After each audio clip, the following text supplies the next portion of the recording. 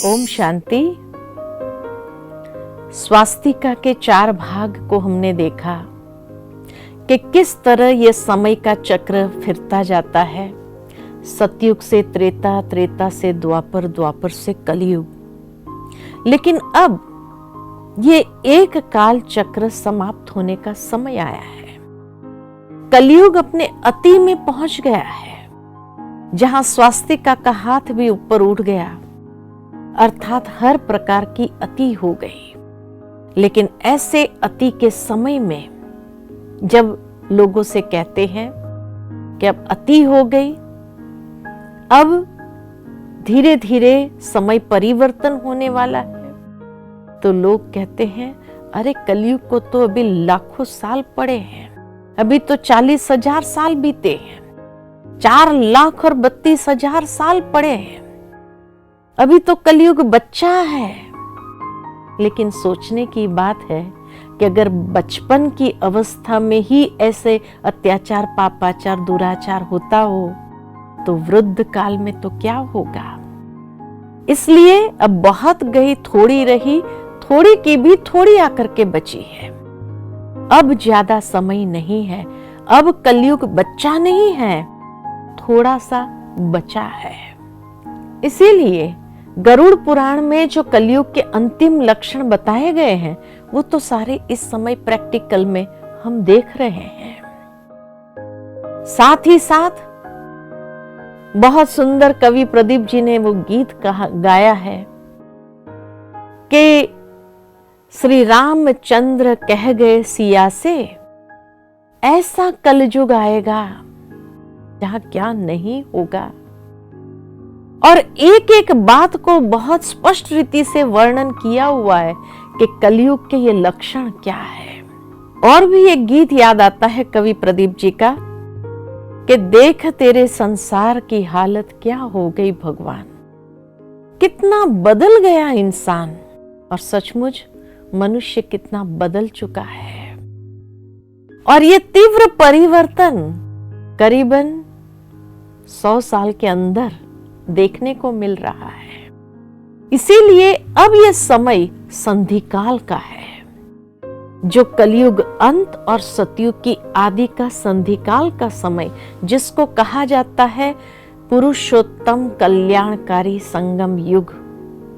संगम जहां हो रहा है 2 युगों का, और जिस संगम के समय पर ही नर उत्तम पुरुष उत्तम पुरुष बनता है, इसलिए उसको पुरुषोत्तम कल्याणकारी, जहां हर आत्मा का कल्याण होने लगता है और हर आत्मा या मुक्ति या जीवन मुक्ति की स्टेज को प्राप्त करती है।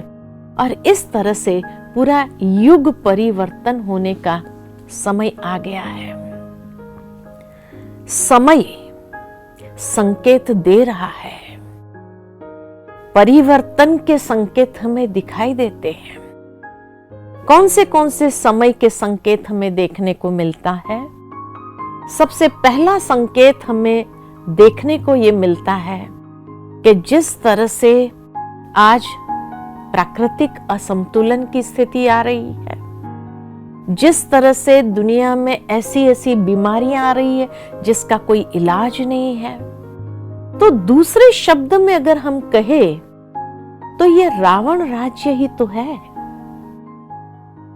रावण राज्य क्यों कहते हैं? भारत में भी एक साधारण मनुष्य तन का आधार लेकर के वो दिव्य ज्ञान के माध्यम से अधर्म का नाश और सत धर्म की पुनः स्थापना कर रहे हैं। क्योंकि रावण के लिए दिखाया गया कि ऊंची जाति का था, ब्राह्मण था, कोई असुर नहीं था। दूसरा कहा जाता है कि रावण जैसा विद्वान कोई नहीं था। रावण 10 इंसानों जितनी बुद्धि उसके पास थी। तीसरा, रावण जैसी कोई भक्ति नहीं करता था, बहुत बड़ा भक्त था, शिव भक्त था। रावण जैसी शक्ति किसी के पास नहीं थी। ब्रह्मास्त्र, सारे दिव्य अस्त्र उसको प्राप्त थे, और रावण जैसा धनवान भी कोई नहीं था। पूरी लंका सोने की लंका थी। तो अर्थ, बल, बुद्धि और भक्ति सब कुछ रावण के पास था। चारों ही चीजें रावण के पास थी। तो आज का मनुष्य भी अगर देखा जाए, उसके पास भी ये चारों चीजें हैं। सभी प्राणियों में उत्तम प्राणी मनुष्य है, ऊंची जाति का है। मनुष्य जैसा विद्वान कोई नहीं, बुद्धि है उसके पास। तभी तो आज विज्ञान इतनी चरम सीमा पर पहुंच गया कि रावण की तरह आकाश में उड़ रहा है, समुद्र के नीचे तल से जा रहा है, चाहे सबमरीन द्वारा या हवाई जहाजों के द्वारा। रावण जैसा शक्तिशाली था, ऐसे मनुष्य भी शक्तिशाली है। मनुष्य के पास भी मिसाइल पावर है, और वो मिसाइलों के नाम तो दिव्य अस्त्रों के नाम है। ब्रह्मास्त्र, वायु अस्त्र, अग्नि अस्त्र, पृथ्वी अस्त्र, यही सारे नाम है। और मनुष्य के पास भी अथाह धन संपत्ति है। आज विश्व के अंदर अगर देखा जाए तो धन की कमी नहीं मनुष्य के पास। रात्रि के समय में बड़े शहरों का नजारा अगर देखा जाए तो सोने की लंका जैसा ही चमकदार है। इतना पॉम्प एंड शो, ग्लैमर है दुनिया के अंदर। तो आज के मनुष्य के पास भी चारों ही चीज है, अर्थ, बल, बुद्धि और भक्ति। लेकिन फिर भी मनुष्य किस ओर आगे बढ़ रहा है? अपने ही सर्वनाश की ओर। जिस तरह रावण का भी सर्वनाश हुआ था। रावण का सर्वनाश का कारण क्या था? दो बातें उसके सर्वनाश का कारण बनी, जो उसके जीवन की सबसे बड़ी कमजोरी थी। और वो दो बातें कौन सी? अहंकार चरम सीमा पर था, और अनैतिकता जीवन में आ गई थी। चरित्रहीनता उसके जीवन में आ गई थी, इसीलिए उसका सर्वनाश हुआ। तो आज के मनुष्य का भी किस ओर आगे कदम बढ़ रहा है? सर्वनाश की ओर। क्यों? क्योंकि मनुष्य जीवन में भी यही दो कमजोरी आ गई है। अहंकार चरम सीमा पर है, और अनैतिकता, काम, क्रोध, लोभ, मोह, अहंकार अपने संपूर्ण स्वरूप में दिखाई दे रही है। वही उसके सर्वनाश का कारण है। तो इसलिए कहा कि मनुष्य भी अपने ही सर्वनाश की ओर आगे बढ़ रहा है। प्रैक्टिकल देखने को ये मिलता है कि जो समय का संकेत है, वो समय के संकेत भी सारे जैसे कहा दिखाई दे रहे हैं। ऐसी ऐसी बीमारियां संसार के अंदर बढ़ती जा रही, जिसका कोई इलाज नहीं हो रहा है, कोई दवाइयां नहीं। मेडिसिन सारी फेलियर की ओर जा रही है। कितना भी इलाज करे, लेकिन कोई दवाई काम नहीं कर रही है। दूसरा संकेत, प्राकृतिक असंतुलन की स्थिति। आज जिस तरह से ग्लोबल वार्मिंग हो रहा है, प्रकृति असंतुलन, कहां देखो तो खूब बाढ़ आ रही है, सुनामी उत्पन्न हो रही है, कहां देखो तो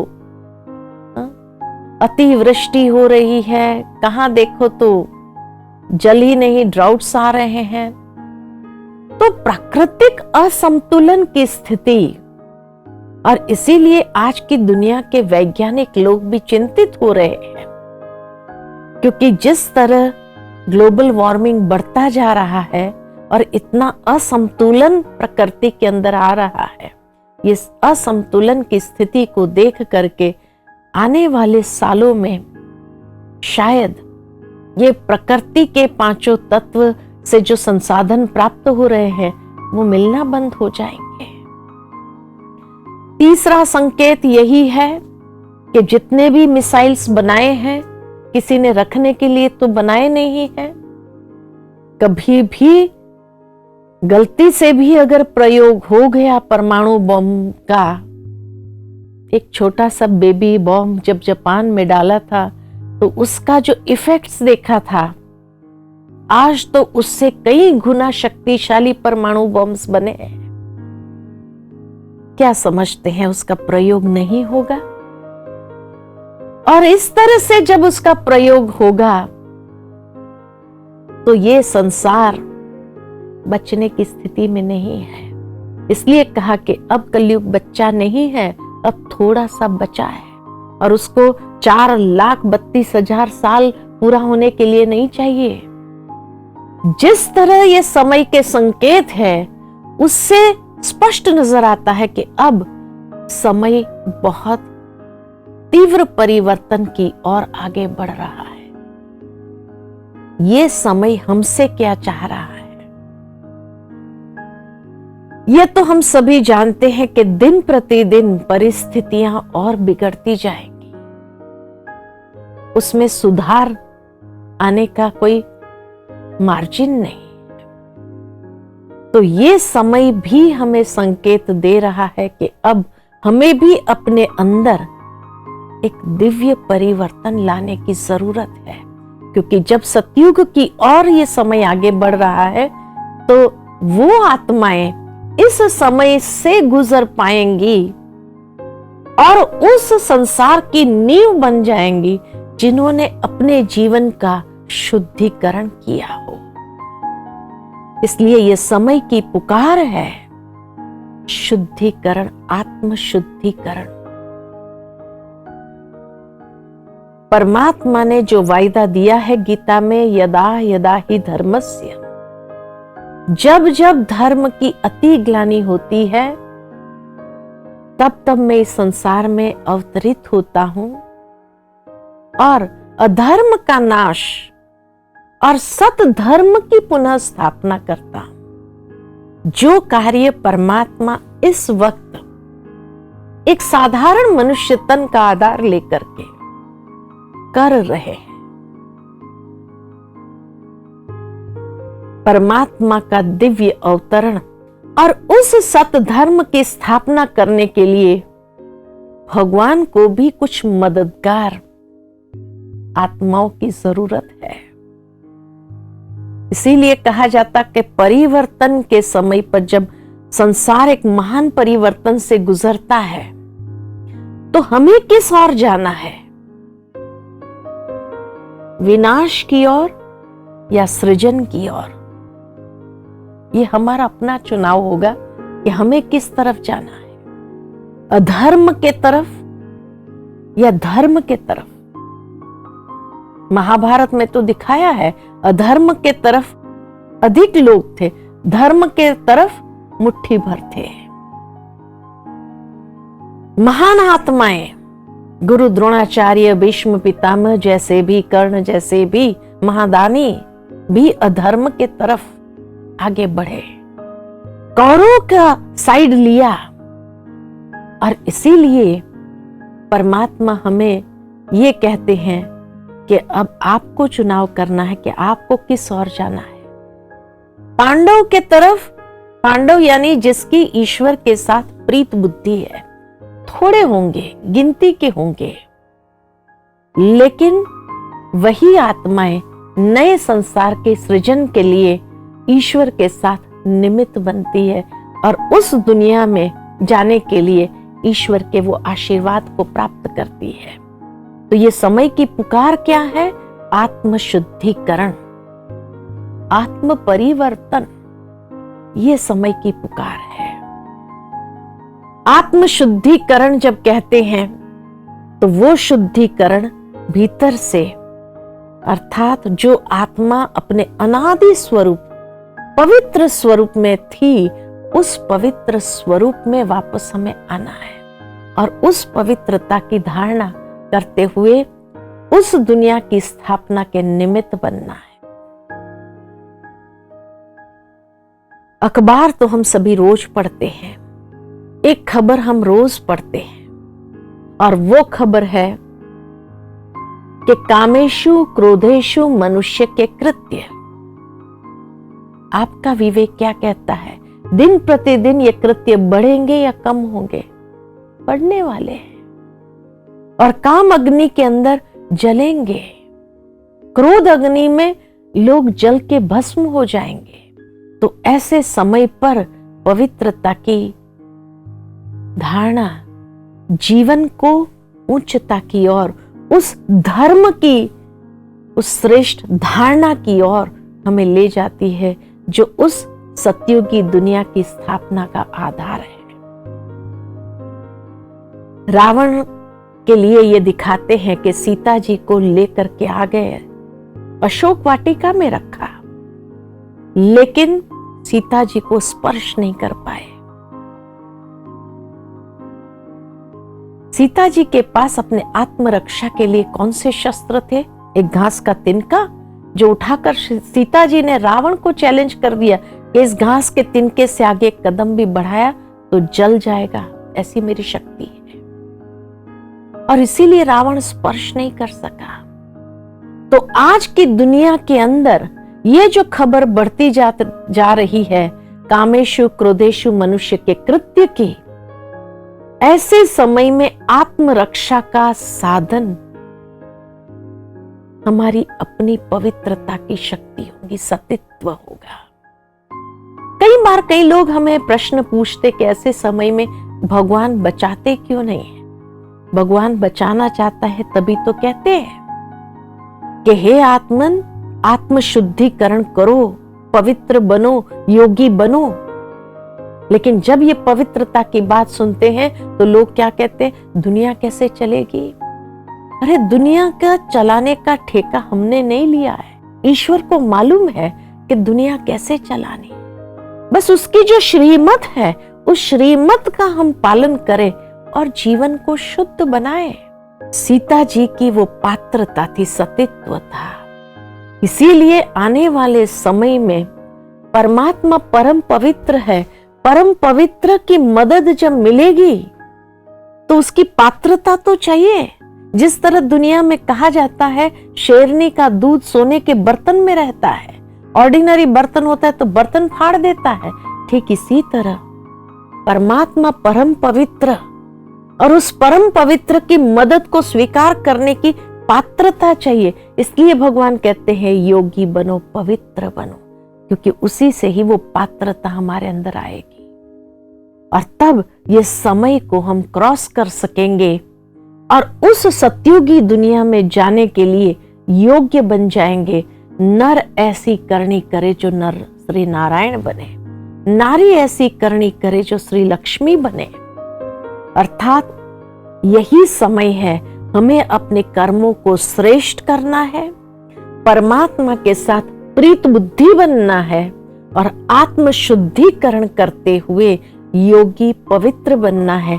तो उस दुनिया में चलने के लिए योग्य हो जाएंगे, पात्र बन जाएंगे और तब उस दुनिया के अंदर बहुत सुंदर संसार में हम निवास कर सकेंगे। इस परिवर्तन के समय में, जब समय तीव्र गति से परिवर्तन हो रहा है, तो समय की पुकार है योगी बनो, पवित्र बनो, आत्मशुद्धिकरण करो। तो इसीलिए आइए इस आत्मशुद्धिकरण करते हुए हम अपने जीवन को उस सतयुगी दुनिया के लिए योग्य बनाएं। तो इस तरह से ये काल चक्र घूमते हुए अब संपूर्ण समाप्त होने की कगार पर है। ये था समय का महत्व और संसार की स्थिति को देखते हुए। ओम शांति।